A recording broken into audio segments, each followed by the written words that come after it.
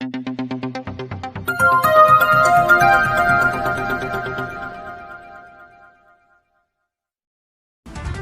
व अन्य भर्ती में गड़बड़ी के खिलाफ स्टूडेंट सड़क पर उतरे, नारेबाजी करते हुए कलेक्टर का किया घेराव, सौंपा ज्ञापन। प्रदेश भर में गुरुवार को पटवारी व अन्य भर्ती में गड़बड़ी के खिलाफ स्टूडेंट्स सड़क पर उतर आए। नीमच में भी नेशनल एजुकेशन यूथ यूनियन के नेतृत्व में हजारों की संख्या में स्टूडेंट दोपहर करीब 12 बजे कलेक्टर ऑफिस पहुंचे, जहां उन्होंने कलेक्टर ऑफिस का घेराव किया।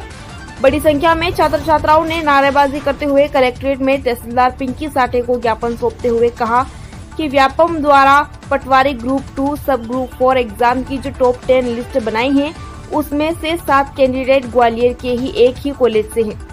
इन टॉपर्स ने आंसर की देखने पर पता चला कि उन्होंने अपने परीक्षा फॉर्म में साइन अंग्रेजी में किए थे, जबकि इन लोगों को अंग्रेजी विषय के पेपर में 25 में 25 नंबर दिए गए हैं। इनमें से कुछ छात्र तो ऐसे हैं जिन्होंने पहली ही बार में एग्जाम में टॉप किया है। प्रदर्शनकारी स्टूडेंट्स ने बताया कि ऐसी महिला कैंडिडेट जिन्होंने पटवारी के पद पर ज्वाइनिंग दी है, जबकि उनके सर्वाधिक नंबर होने से पटवारी से भी ऊपर पद के लिए पात्र हैं। परीक्षा में उत्तर देते समय इन्होंने सिर्फ वे ही ऑप्शन चुने जो व्यापम द्वारा गलती से कुछ प्रश्नों के उत्तर दिए गए थे। इससे ऐसा लगता है कि इन कैंडिडेट्स को व्यापम द्वारा सारी आंसर शीट पहले ही मिल गई थी। इनके अलावा और भी कुछ ऐसी बातें हैं जिसने समझ आता है कि ग्वालियर के NRI कॉलेज में पटवारी भर्ती परीक्षा के पेपर लीक किए गए हैं। नंबर आए थे पर 7 नंबर कम करके नॉर्मलाइजेशन नाम पे पता नहीं 140 कैसे कर दिया, और उसका फॉर्मूला आज तक किसी को समझ में नहीं आया। धांधली करने के लिए हमेशा ये चला है, और मुझे भी, मैंने लगाया भी है कोर्ट में, तो मुझे अभी तक पता नहीं चला कि ये कैसे आरक्षक भर्ती में मुझे ऐसे पीछा करके बाहर कर दिया था। किस तरीके की मांग जो आप यहाँ लेके आए हैं, किस पटवारी की आप एग्जाम की तैयारी करते हैं, कैसा समय लगता है उसमें, किस तरह दिन रात है आप एक सर, हमारा सर है, आपका क्या नाम है? शिवम बैरागी नाम है। और सर, ये पटवारी की परीक्षा में जो धांधली हुई उसके उपलक्ष्य में हम यहाँ आए हैं, और सरकार से हमारी एक ही मांग है कि आने वाली सारी परीक्षाएं ऑफलाइन माध्यम से की जाए, जिससे हुई धांधलियों में रोक की जाए, क्योंकि वहाँ सारे बड़े बड़े अधिकारी की निगरानी में एग्जाम होती है, तो उसमें कोई धांधली का ऑप्शन ही नहीं आता है। और अभी जो हुई है धांधली, इसकी हमें सरकार से मांग है कि इसकी पूर्णतः जांच की जाए और अभी पटवारी की परीक्षा पूर्णतः रद्द कर दी जाए। क्या नाम है आपका? मेरा नाम विशाल राठौर है। मैंने वर्ग 2 की एग्जाम दी थी, उसमें मेरे 80 नंबर आए थे। मेरा ये कहना है कि जब मेरे नॉर्मलाइजेशन करके 73 मार्क्स कर दिए गए थे, ताकि मैंने इतनी मेहनत करी और मेरे साथ वालों को 73 में भी पास किया गया। मेरा यही कहना है कि नॉर्मलाइजेशन को बंद किया जाए और इस पे मतलब रोक लगाया जाए, और अच्छे से अच्छे करके और मतलब ऑफलाइन एग्जाम हुई जाए इसके लिए। क्या नाम है आपका? मेरा भूमिका में था, और एक ही दिन में इसकी एग्जाम हुई जाए। तो पटवारी परीक्षा में जो इंदौर द्वारा संचालित किया जा रहा है, जो छात्र संघ का संगठन बनाया गया है, इसमें यह मांग है कि जैसे कि अभी हाल ही में पटवारी परीक्षा हुई थी मई जून के अंदर, अप्रैल मई के अंदर, जिसमें अभी रिजल्ट आया, 30 जून को रिजल्ट आया। रिजल्ट आने के बाद ये पता चला कि जब पेपर दे रहे थे बच्चे, तो किसी के भी 140-145 नंबर से ज्यादा नहीं आ रहे थे, और मुश्किल से 145 नंबर आ भी गए हो तो किसी स्टूडेंट का जो अच्छा लेवल था, वो जो अच्छे काफी टाइम से तैयारी कर रहा था, उसके आ रहे थे।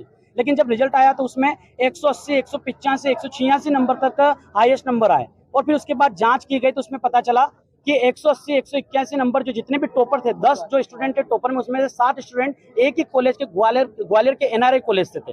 चलो वहां तक तो बात ठीक थी, वहां से बात मानी गई। फिर उसके बाद देखिएगा 35 क्वेश्चन पे आपत्तियां लगती है, मतलब क्वेश्चन गलत माने जाते हैं, लेकिन वही व्यापम जो उन बच्चों ने जो राइट लगाए, व्यापम ने उनको सही माना है। जबकि एक क्वेश्चन था कि नर्मदा नदी का उद्गम कहाँ से होता है, तो उसमें भोपाल को आंसर राइट माना गया, और व्यापम ने भी भोपाल को आंसर राइट माना है, और बच्चों ने भी भोपाल को माना है। इस तरह से उनके 183-184 नंबर आते हैं। अभी कल ही की बात हुई, इन सभी में सर्चिंग चल रही थी, और हमारे संगठन द्वारा एक जांच और की गई कि अभी हाल ही में वो ग्वालियर तो बात की बात हो गई है, ये जो ज्ञापन में हम लिखा है, इसके बाद भी एक और बात सामने आई है कि अभी जो सागर का एक और कॉलेज था, उसके बच्चों 500 स्टूडेंट वहां के एक ही सरनेम के पटेल नाम के सरनेम के 500 स्टूडेंट टॉप रैंक में आए हैं, और वो सभी सिलेक्ट हुए हैं। और सुनने में आ रहा लगभग 9000 जो वैकेंसी थी, उसमें से 4500 वैकेंसी को इन लोगों ने भेज दिया, मतलब लगभग 350 करोड़ का घोटाला, महा घोटाला देखने को मिल रहा है।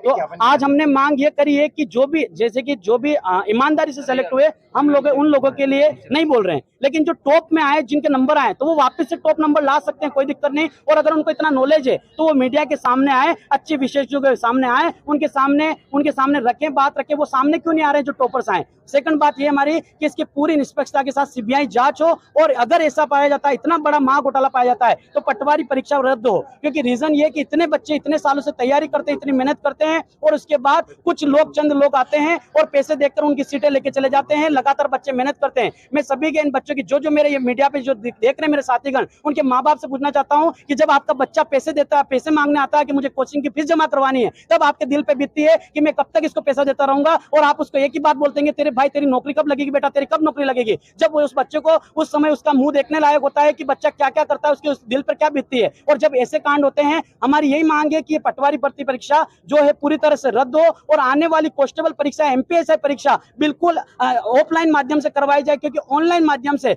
पिछले जब ऑफलाइन परीक्षाएं होती थी तो कट ऑफ का स्तर नीचे रहता था, लेकिन जब ऑनलाइन एग्जाम होने लग गए तो कट ऑफ का स्तर अपने आप ऊपर बढ़ने जाने लग गया। ऐसा क्यों हो रहा है? और कुछ सेंटर जो हमारे नीमच के बच्चों के सेंटर तो नीमच में दे दिए जाते हैं, लेकिन कुछ सेंटर होते हैं जो ग्वालियर के दूर दूर भेजे जाते हैं, और ग्वालियर जाके बच्चे ग्वालियर जाके ही टॉप क्यों करते हैं? ऐसा उस सेंटर में क्या रखा गया है? तो हमारी ये मांग है कि पूरी एग्जाम केवल एक दिन में हो। अभी भी मध्य प्रदेश लोक सेवा आयोग की परीक्षाएं ऑफलाइन होती है, और ऑफलाइन मोड में होने के बाद ईमानदारी के साथ काम होता है, क्योंकि वहां पर ड्यूटी बड़े बड़े अधिकारियों की लगती है, और वहां पर किसी भी प्रकार की कोई चीटिंग धांधली होने का काम नहीं होता है। तो इसलिए हमारी एक ही मांग है कि पूरी एग्जाम केवल एक दिन में संपन्न हो, और एक दिन में संपन्न होने के साथ ऑफलाइन मोड में हो, जिससे पूरी ईमानदारी के साथ व्यवस्था हो जाए। और मेरा नाम संजय दुबे है।